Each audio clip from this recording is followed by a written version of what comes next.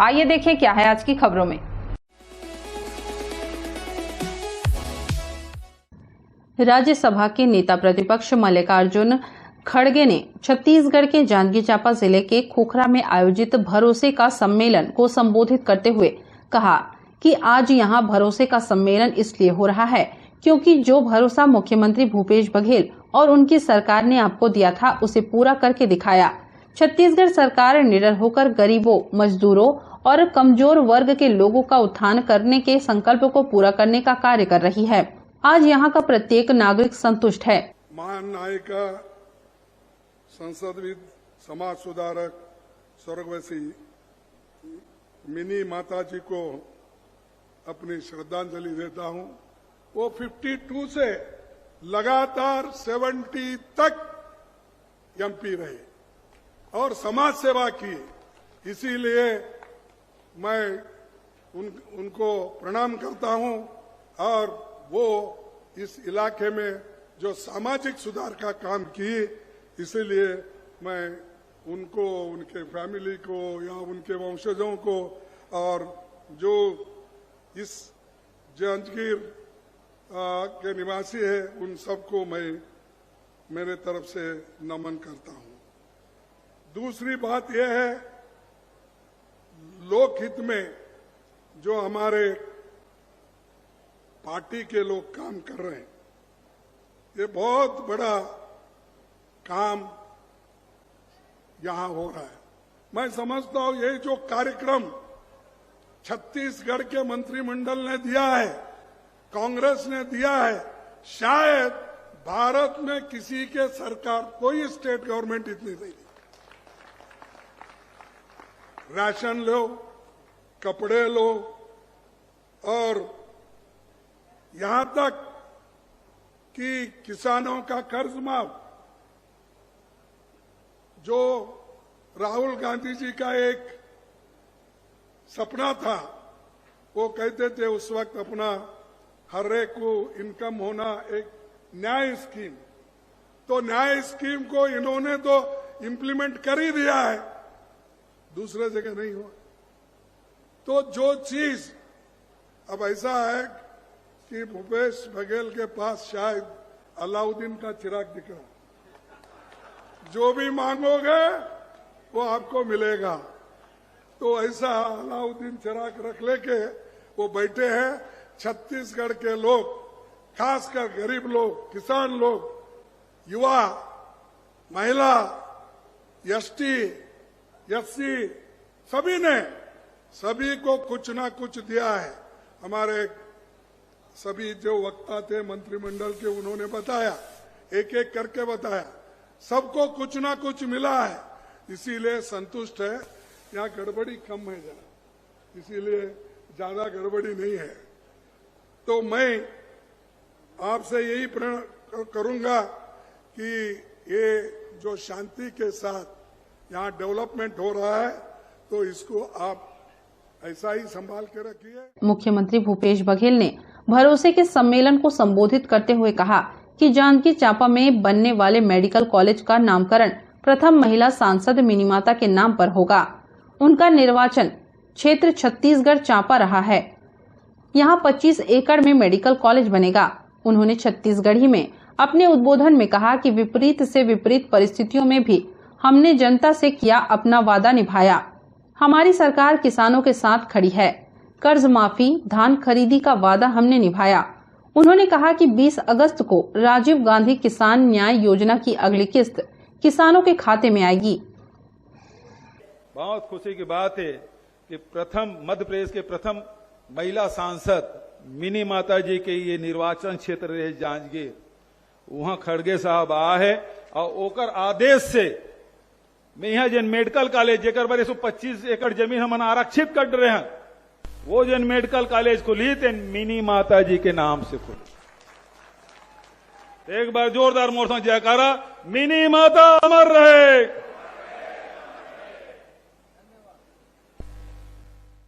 और भरोसे का सम्मेलन जो आयोजित किया है, इसमें हजारों लोग जुड़े हैं और ऐसा कम होता है कि जो हम वायदे करते हैं वो निभाते कम हैं, लेकिन यहाँ पर उन्होंने जो वायदे किए थे, कांग्रेस पार्टी ने जो वायदे किए थे, उसको पूरा निभाने का काम उन्होंने किया है। इसीलिए मैं उनको बधाई देता हूँ और उनको मैं कहूँगा कि ये स्पिरिट आप कायम रखिए और ये पार्टी के लिए भी बहुत अच्छा है।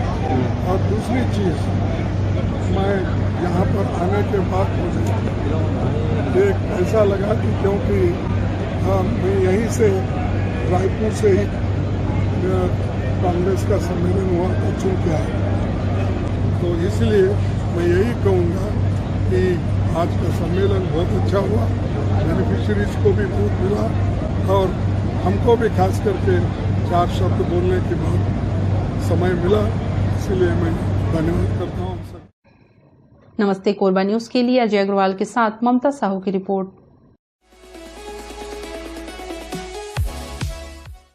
नगर पालिका परिषद दीपका के अंतर्गत गौरव पथ मार्ग की आजादी के लिए दीपका के समाज सेवी उमा गोपाल बंसीदास महंत द्वारा अनवरत अनशन शुरू किया गया है। दीपका के गौरव पथ मार्ग को मुक्त करने के लिए सुबह 8 बजे से ही समाज सेवी उमा गोपाल के दुकान पर दीपका के आम जनमानस इकट्ठा होने लगे। रैली करते हुए पंडाल पर पहुंचकर भारत माता और छत्तीसगढ़ महतारी की वंदना व छत्तीसगढ़ राज्य की राजकीय गीत करते हुए भारत का तिरंगा ध्वज फहराकर अनवरत अनशन शुरू किया। गौरतलब है कि नगर पालिका परिषद दीपका के चर्चित गौरव पथ मार्ग की आजादी के लिए अनेकों संगठनों ने संघर्ष किया, लेकिन SECL दीपका, गेवरा प्रबंधन और शासन प्रशासन ने इस पर आज प्रयत्न तक पहल नहीं की।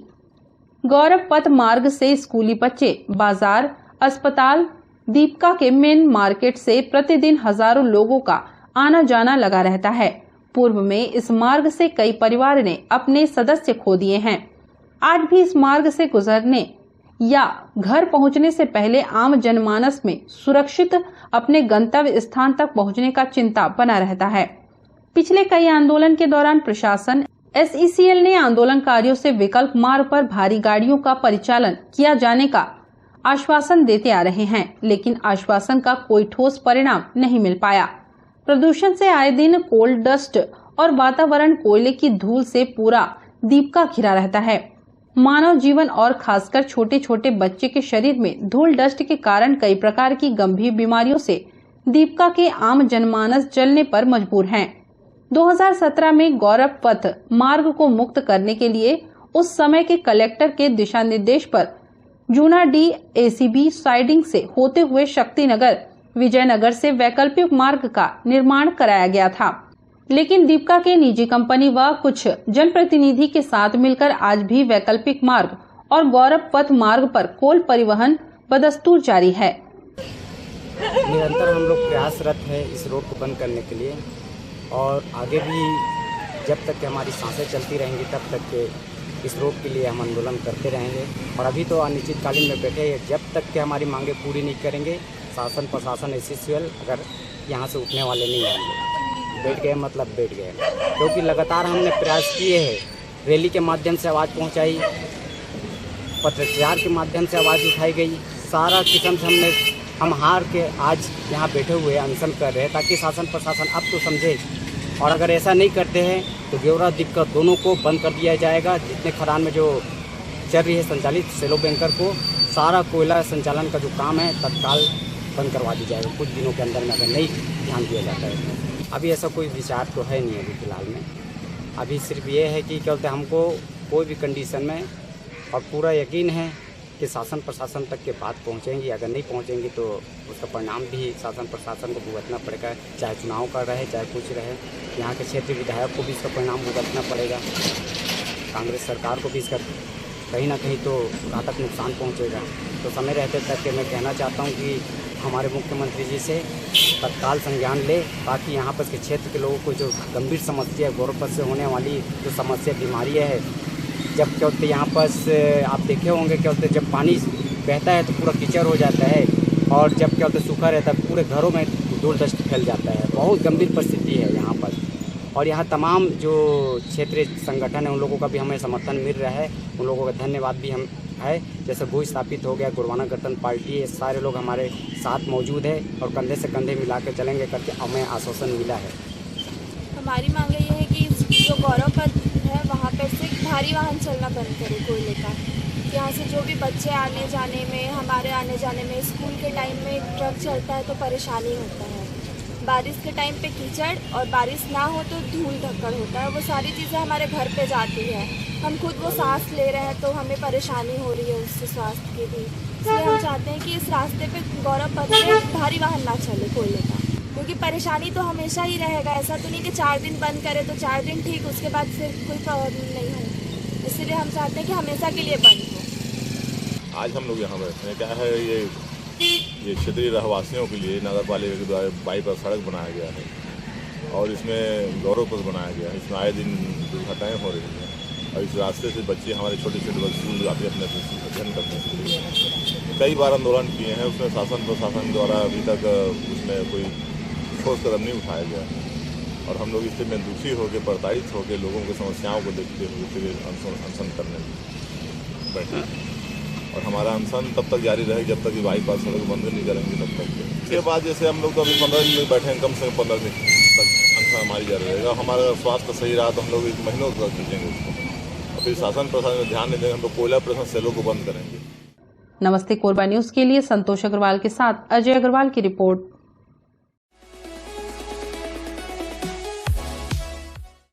कोरबा का पसान इलाका उस वक्त दहल गया जब यहां भूकंप के झटके महसूस किए गए। अचानक जमीन के हिलने से लोगों के बीच अफरा तफरी की स्थिति निर्मित हो गई।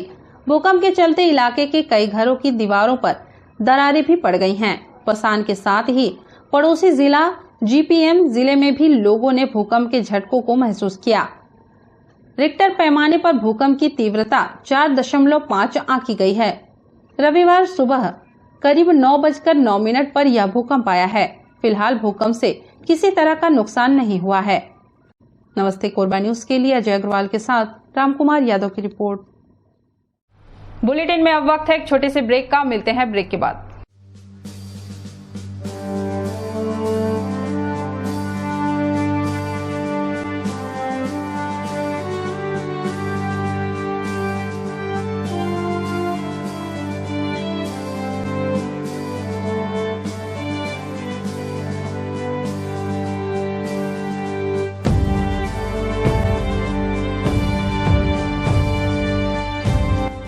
समस्त जिले वासियों को स्वतंत्रता दिवस की हार्दिक बधाई एवं शुभकामनाएं।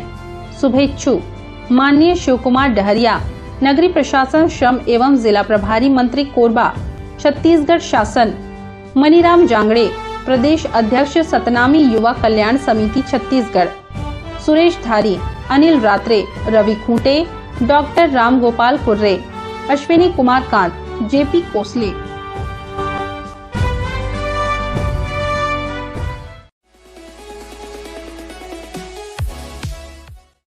हमें जानकारी मिली है कि कुछ लोग नमस्ते कोरबा समाचार में खबर चलाने के नाम से पैसों की उगाही कर रहे हैं।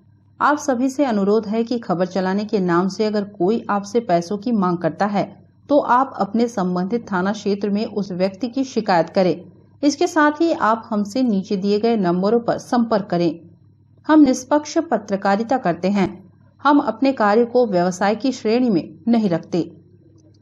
संपर्क करें 7000314479 9827107490।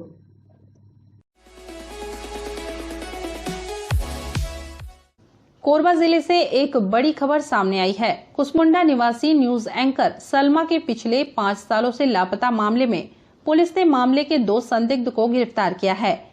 इनमें जिम संचालक मधुर साहू और ट्रेनर कौशल शामिल हैं। कुसमुंडा निवासी न्यूज एंकर सलमा को मारकर दफन कर दिया गया था। इस मामले में पुलिस लगातार जांच पड़ताल कर रही थी। कार्रवाई के दौरान सलमा का करीबी मधुर साहू व उसका साथी जो कि फरार हो गए थे। इसी बीच सूचना के आधार पर दोनों आरोपियों को हिरासत में ले लिया गया है, जिसके बाद सलमा के हत्या के मामले में खुलासा हो सकेगा। नमस्ते कोरबा न्यूज के लिए अजय अग्रवाल के साथ संतोष अग्रवाल की रिपोर्ट।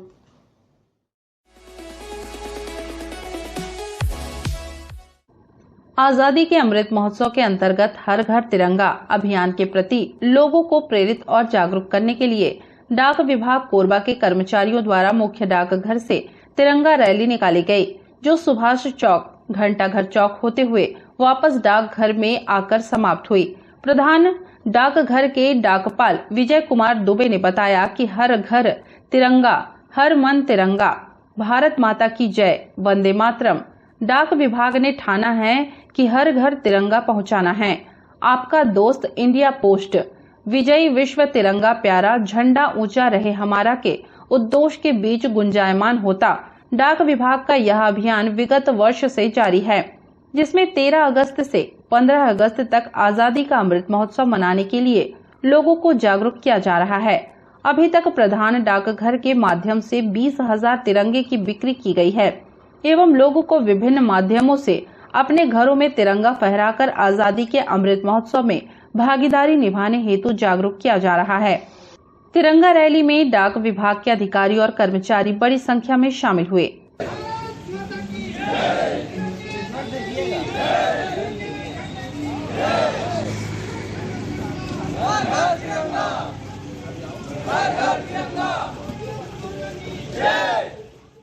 आज़ादी के अमृत महोत्सव में जो 13 से 15 अगस्त के बीच हर घर तिरंगा उत्सव जो मनाया जा रहा है पूरे भारत भर में, इसके अंतर्गत प्रधान डाकघर कोरबा की ओर से पूरे डाक कर्मचारियों की ओर से जो है आज तिरंगा रैली निकाला गया है। इससे हम आम जनता को जागरूक करना चाहते हैं कि इस 13 से 15 अगस्त के हर घर तिरंगा अभियान में अपने घर में तिरंगा फहराकर आज़ादी का जश्न मनाएंगे। ये विगत 1 वर्ष चल रहे हैं, पिछले साल भी हम लोग ये रैली निकाले थे, ये हमारा दूसरा साल है और तिरंगे झंडे की जो है बिक्री डाकघर के माध्यम से की जाती है और उसमें हम सभी आम जनता को इसमें जागरूक करना चाहते हैं। नमस्ते कोरबा न्यूज के लिए अजय अग्रवाल के साथ संतोष अग्रवाल की रिपोर्ट।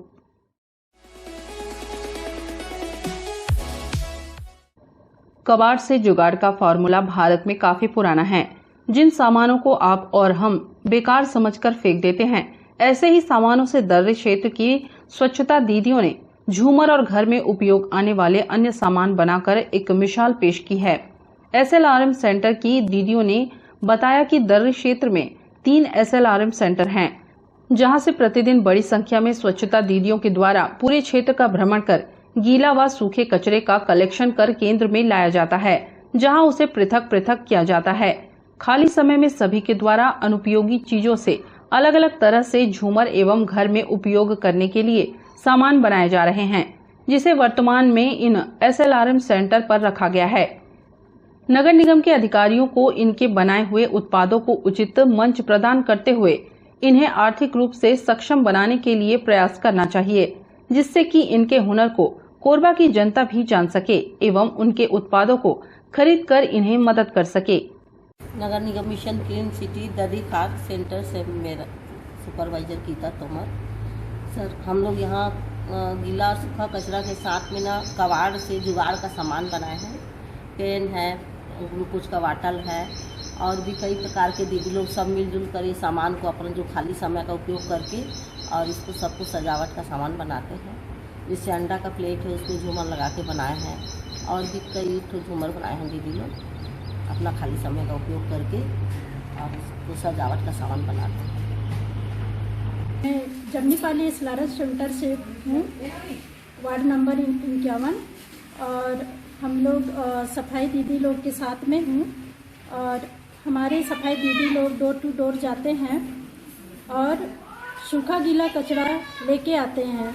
तो सूखे कचरे से उसमें बहुत कुछ चीज़ आता है, बल्ब आता है, प्लास्टिक आता है, मतलब कुछ कुछ और चीज़ भी आता है। उससे हम लोग कुछ कुछ सजावट के लिए बनाते हैं। सेंटर सजा के रखे हैं, सेंटर में बनाए हैं, अभी कुछ बना रहे हैं। तो उसमें कपड़ा आता है, कपड़ा से पैरदानी बनाते हैं और ये हार्पिक ढक्कन से झूमर बनाए हैं, पेन से झूमर बनाए हैं और ग्लूकोज जो बॉटल रहता है उससे भी झूमर बनाए हैं और जो प्लास्टिक रस्सी आता है उसे हम लोग चटाई बनाए हैं और बल्ब है, बल्ब से भी हम लोग झूमर बनाए हैं और अच्छा लग रहा है। और प्याज वाली बोरी है, उससे भी हम लोग झूमर बनाए हैं और बहुत अच्छा लग रहा है। हमारे सेंटर में ऐसी लगा हुआ है सब तरफ। धन्यवाद। नमस्ते कोरबा न्यूज के लिए अजय अग्रवाल के साथ ममता साहू की रिपोर्ट। न्यूज के इस बुलेटिन में बस इतना ही। न्यूज अपडेट के लिए जुड़े रहे हमारे YouTube channel, Facebook, Telegram, Instagram, Twitter को सब्सक्राइब, लाइक, कमेंट करना ना भूलें। नमस्कार।